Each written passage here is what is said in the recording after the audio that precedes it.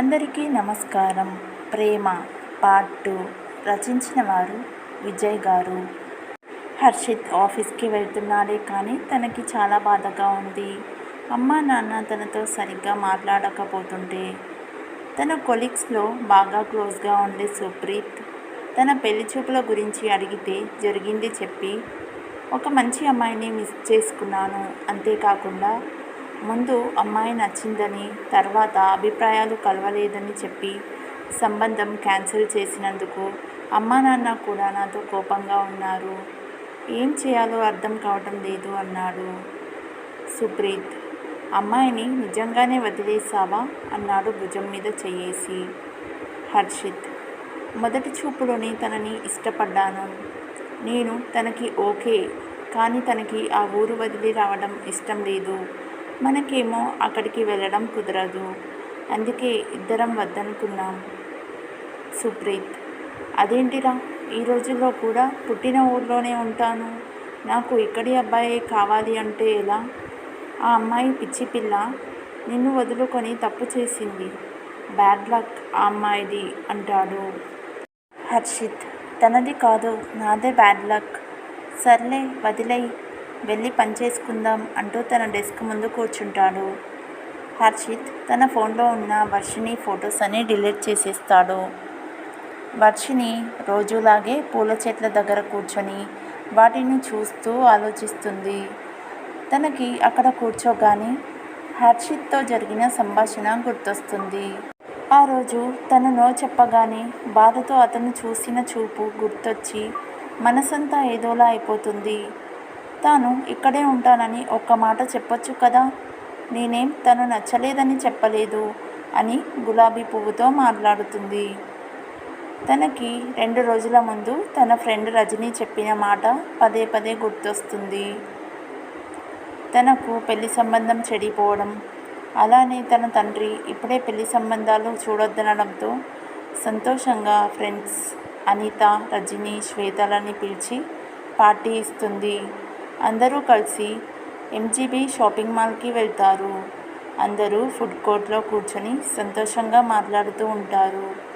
వర్షిణి తన పెళ్లి సంబంధం గురించి చెప్పి, ఇన్నాళ్ళు చాలా టెన్షన్ పడ్డాను. మిమ్మల్ని అందరినీ వదిలేసి ఈ ఊరు వదిలి వెళ్ళాలి అంటే నాకు బాధేసింది. బట్ ఇప్పుడు చాలా హ్యాపీగా ఉంది, అందుకే ఈ పార్టీ ఇస్తున్నాను. అనిత: మంచి పని చేసావే, మనలో నువ్వు అప్పుడే పెళ్లి చేసుకొని వెళ్ళిపోతావేమో అనుకున్నా. నువ్వు కూడా జాబ్ చేయొచ్చు కదా, నాకు ముంబైలో జాబ్ వచ్చింది అంటుంది. వర్షిణి: ఎప్పుడే చెప్పనే లేదు, అంత దూరం ఒక్కదానివి వెళ్ళి ఎలా ఉంటావు అంటుంది. శ్వేత: తనకి జాబ్ ఆఫర్ వచ్చి 2 రోజులు అయింది. నీకు చెప్దామంటే నువ్వు నీ పెళ్లి చూపులు బిజీలో ఉన్నావు. అయినా అందరం ఇక్కడే ఉండలేం కదా వర్ష, నేను కూడా హైదరాబాద్ వెళ్తున్నాను. పెళ్ళయ్యేంత వరకు జాబ్ చేస్తాను. ఒకవేళ నా కాబోయే భర్త ఒప్పుకుంటే జాబ్ కంటిన్యూ చేస్తాను, లేకుంటే లేదు అంటుంది. వర్షిణి: అదేంటే అలా అంటారు, మీరందరూ ఉన్నారని కదా నేను ఇక్కడే ఉందామనుకుంది. ఇప్పుడు మీరు వెళ్ళి జాబ్ చేస్తామంటున్నారు అంటుంది బాధగా. రజని: లేకుంటే అందరం లైఫ్ లాంగ్ ఇక్కడే ఉంటామనుకున్నావా ఏంటి? అయినా ఆ అబ్బాయి ఇక్కడ సెటిల్ అవ్వనని చెప్పినందుకు పెళ్ళి వద్దనుకున్నావా అంటుంది. వర్షిణి: మీకు తెలుసు కదా, చిన్నప్పటి నుంచి ఇక్కడే ఉన్నాను. నా చదువంతా ఇక్కడే అయింది, ఇంజనీరింగ్తో సహా. అందుకే నాకు ఈ నెల్లూరు దాటి బయటికి వెళ్ళాలని లేదు. అందుకే ఆ అబ్బాయికి నో చెప్పాను. కాకపోతే నేను అలా చెప్తే ఇంట్లో వాళ్ళు ఒప్పుకోరని చెప్పాను. తానే మా అభిప్రాయాలు కలవలేదని చెప్పి వెళ్ళిపోయాడు అంటుంది. రజని: చూసావా అతను ఎంత మంచోడో, నీ మీద నిందపడకుండా, నీ మనసు నొప్పించకుండా, నిన్ను ఇష్టపడ్డా కూడా తనకు నీ అభిప్రాయం కలవలేదని వెళ్ళిపోయాడు.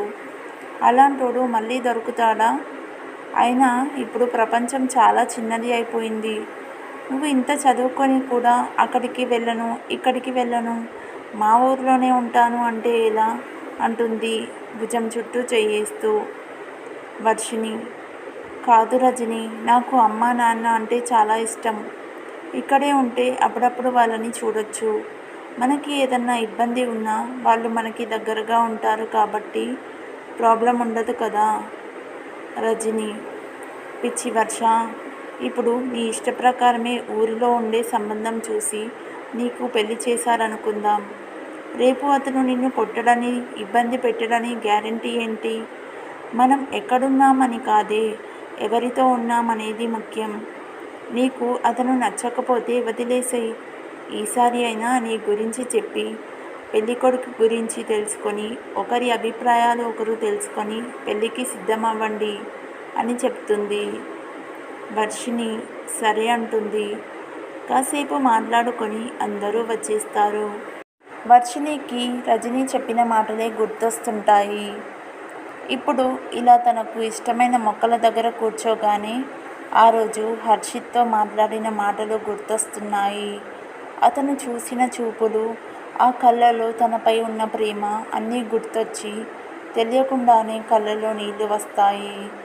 అప్పటి నుంచి రోజు తాను ఎక్కువసేపు అక్కడే గడుపుతూ హర్షిత్ని గుర్తు చేసుకుంటూ ఉంటుంది. తనతో మాట్లాడాలని ఉన్నా తన గురించి ఎలాంటి విషయం తెలియదు. తన డీటెయిల్స్ ఇస్తున్నా కూడా వద్దని తల్లిని కసురుకుంది అప్పట్లో. ఇప్పుడు ఎక్కడని వెతకాలి? తన గురించి ఇంట్లో అడిగితే ఏమనుకుంటారో అని భయం. కానీ తను డిసైడ్ అయిపోయింది, ఎలా అయినా జీవితాన్ని తనతోనే పంచుకోవాలని. కానీ తనని ఎలా కలవాలో తెలియడం లేదు. తాను కొంచెం డల్ అయిపోతుంది. తులసి కూతురిలో వచ్చిన మార్పును గమనిస్తుంది. కొంచెం ముభావంగా ఉండడం, ఇంతకు ముందులా చలాకీగా ఉండకపోవడం అన్నీ గమనిస్తూ ఉంటుంది. హర్షిత్ కూడా హైదరాబాద్ షిఫ్ట్ అవుతాడు. తనకి అక్కడ ప్రాజెక్ట్ మేనేజర్గా ప్రమోషన్ కూడా ఇస్తారు. తల్లితో మాట్లాడుతున్నాడు కానీ తండ్రికి ఇంకా కోపం తగ్గలేదు. రజనీకి కూడా హర్షిత్ చేస్తున్న కంపెనీలోకి జాబ్ షిఫ్ట్ అవుతుంది. వర్షిణితో ఆ విషయం చెప్తుంది. కాకపోతే పెళ్ళికి ముందు తనకు ఇంట్రెస్ట్ లేకపోవడంతో, హర్షిత్ ఏ కంపెనీలో చేస్తున్నాడో పట్టించుకోకపోవడంతో రజని జాయిన్ అవుతుంది. హర్షిత్ పనిచేసే కంపెనీ అని తెలియదు. మిగిలిన కథ నెక్స్ట్ పార్ట్లో చూద్దాం. If you like this video, please like, share and subscribe to my YouTube channel. Thank you.